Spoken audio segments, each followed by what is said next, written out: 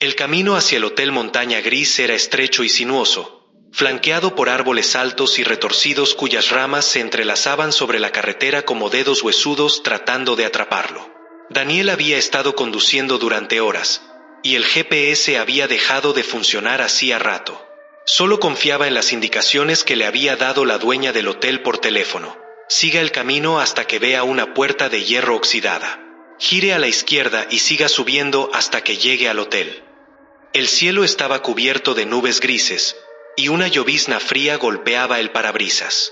Daniel encendió los faros, pero la luz apenas iluminaba unos metros adelante. El bosque parecía cerrarse a su alrededor, y el aire se volvía más denso con cada curva que tomaba. Finalmente, vio la puerta de hierro. Estaba cubierta de musgo y óxido, y chirrió ominosamente cuando la empujó para abrirla. El Hotel Montaña Gris apareció ante sus ojos como una aparición. Era un edificio antiguo, de 3 pisos, con ventanas altas y estrechas que parecían ojos vigilantes. La fachada de madera oscura estaba desgastada por el tiempo, y las tejas del techo estaban cubiertas de líquenes. Un letrero colgaba sobre la entrada principal, balanceándose suavemente con el viento. Las letras, una vez doradas, ahora estaban descoloridas y apenas legibles. Hotel Montaña Gris. Fundado en 1892. Daniel estacionó su coche frente al edificio y tomó su maleta. El aire olía a tierra húmeda y hojas podridas. Al acercarse a la entrada, notó que la puerta principal estaba entreabierta. Empujó suavemente y entró. El vestíbulo era amplio, con un suelo de madera crujiente y una escalera que subía hacia la oscuridad del segundo piso. El olor a madera vieja y humedad llenaba el aire. En una esquina, un reloj de péndulo marcaba las horas con un tic-tac lento y constante. «¿Hola?», llamó Daniel, su voz resonando en el silencio. Unos pasos lentos y arrastrados respondieron a su llamado. Desde detrás del mostrador de recepción apareció una mujer mayor, de cabello gris recogido en un moño y ojos profundos que parecían haber visto demasiado. Era Clara, la dueña del hotel. «Buenas tardes», dijo con una voz suave pero cansada. «Usted debe ser Daniel. Lo estábamos esperando». Daniel asintió, sintiendo un escalofrío al escuchar la palabra esperando. Clara le entregó una llave antigua, grande y pesada, con el número 204 grabado en ella.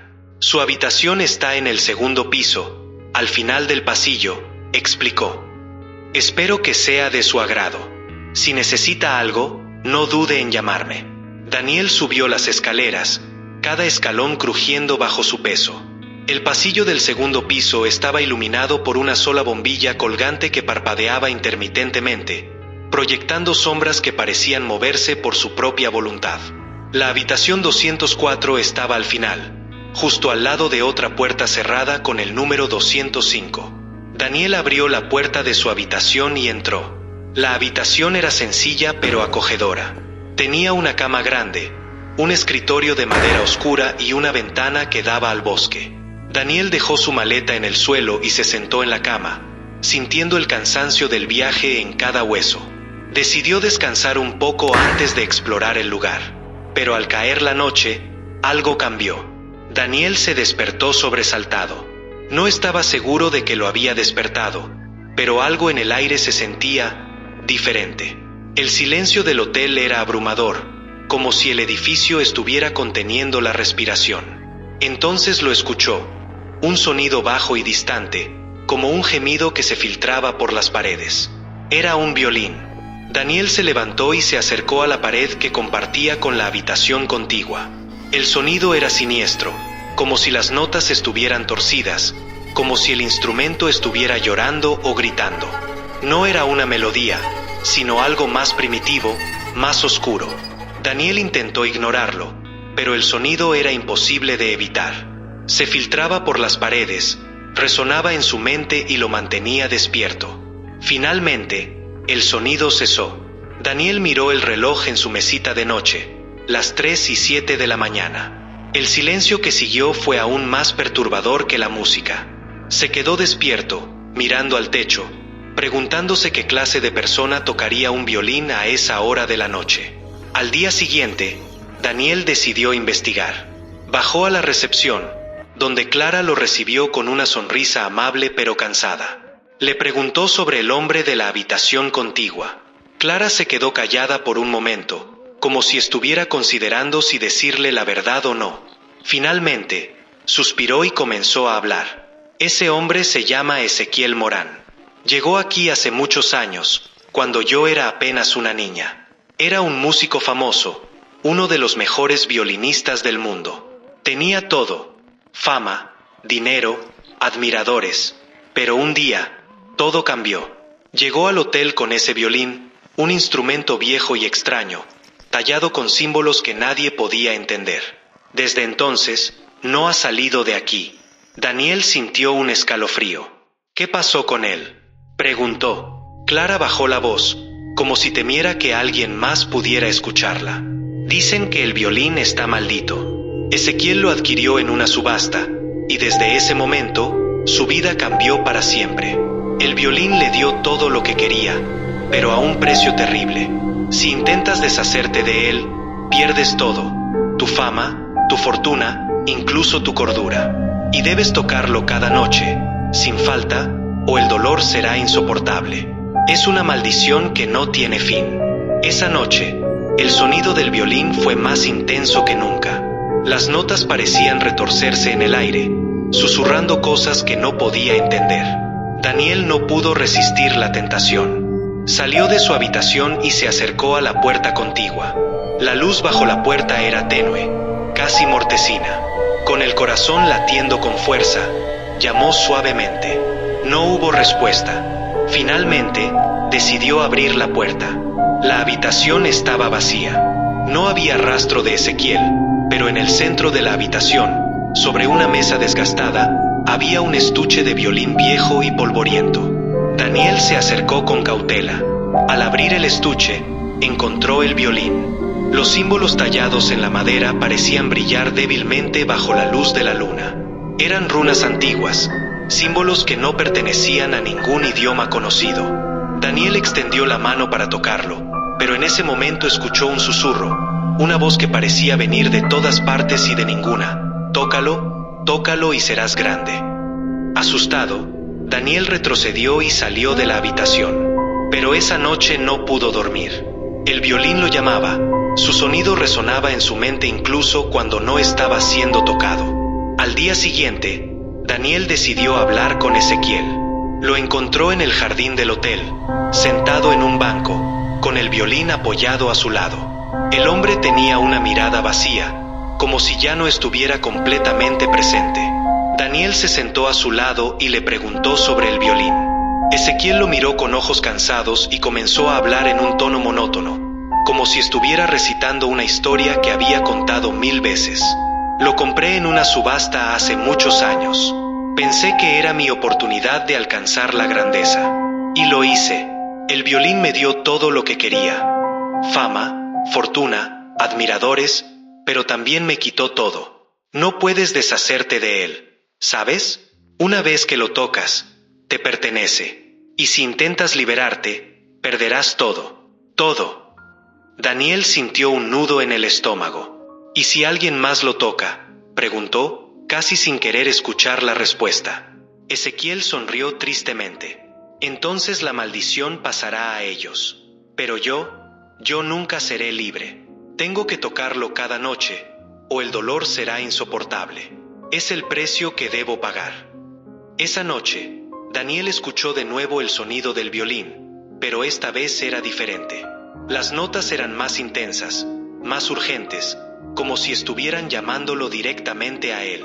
Sabía que el violín lo tentaba, que le ofrecía todo lo que siempre había deseado como escritor: fama, reconocimiento, éxito. Pero también sabía el precio que tendría que pagar.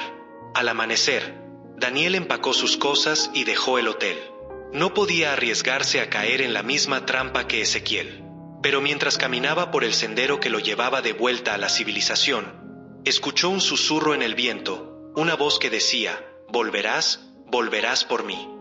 Y en lo más profundo de su corazón, Daniel supo que era cierto. Años después, Daniel se había convertido en un escritor famoso. Sus libros eran bestsellers, traducidos a docenas de idiomas, y su nombre resonaba en los círculos literarios más prestigiosos del mundo. Había alcanzado todo lo que siempre había soñado: fama, fortuna, reconocimiento. Pero cada noche, cuando se sentaba en su lujoso apartamento en la ciudad, escuchaba un sonido lejano, como un eco que nunca desaparecía. Era el violín. Al principio, intentó ignorarlo. Pensó que era solo su imaginación, un recuerdo persistente de aquel lugar maldito. Pero el sonido se volvió más intenso con el tiempo, como si el violín estuviera llamándolo desde las profundidades de su mente. Las notas eran tenues al principio, pero poco a poco se volvieron más claras, más urgentes. A veces, juraba que escuchaba su nombre susurrado entre las melodías. Una noche, Daniel no pudo resistir más. El sonido era insoportable, como si el violín estuviera dentro de su cabeza, retorciéndose y gritando. Empacó una maleta pequeña, dejó una nota vaga para su editor y partió en coche hacia el Hotel Montaña Gris. No sabía por qué lo hacía, pero algo en su interior le decía que no tenía elección. El camino era el mismo que había recorrido años atrás, pero esta vez el bosque parecía más oscuro, más hostil. Los árboles se inclinaban sobre la carretera como si intentaran bloquear su paso, y el viento aullaba entre las ramas como una advertencia. Cuando llegó al hotel, lo encontró aún más deteriorado que antes. Las ventanas estaban rotas, la madera de la fachada se desmoronaba, y el letrero colgaba de un solo clavo, balanceándose peligrosamente. Clara, la dueña del hotel, lo recibió en la entrada. Parecía haber envejecido décadas en esos pocos años. Su cabello era completamente blanco, y sus ojos, antes cansados, ahora estaban vacíos, como si algo dentro de ella se hubiera apagado. «Sabía que volverías», dijo con una voz ronca y quebrada. «Él te estaba esperando». Daniel no preguntó a quién se refería. Sabía la respuesta. Subió las escaleras, cada paso resonando en el silencio del hotel.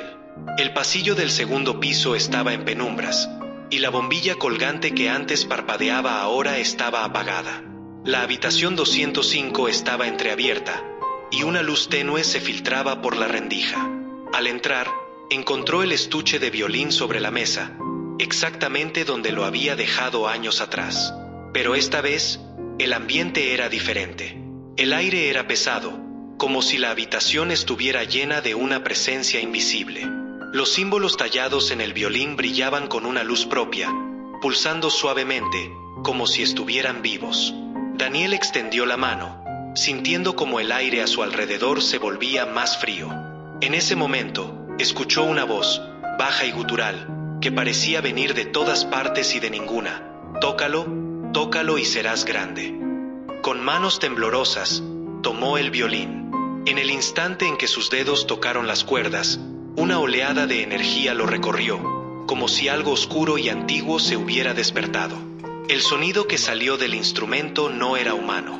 Era una mezcla de gemidos, gritos y risas, una sinfonía de dolor y desesperación. Daniel no podía dejar de tocarlo. Sus manos se movían por su propia voluntad, y las notas llenaban la habitación, resonando en las paredes y en su mente. En el espejo de la habitación, su reflejo no sonreía. Tenía los ojos vacíos, como los de Ezequiel, y su rostro estaba pálido, casi cadavérico. Pero lo más aterrador era lo que vio detrás de él. Una figura oscura, alta y delgada, con ojos que brillaban como brasas. Era una presencia que no pertenecía a este mundo, una sombra que se alimentaba de la maldición del violín. Daniel intentó soltar el violín, pero no podía. Sus dedos seguían moviéndose, arrancando notas cada vez más siniestras.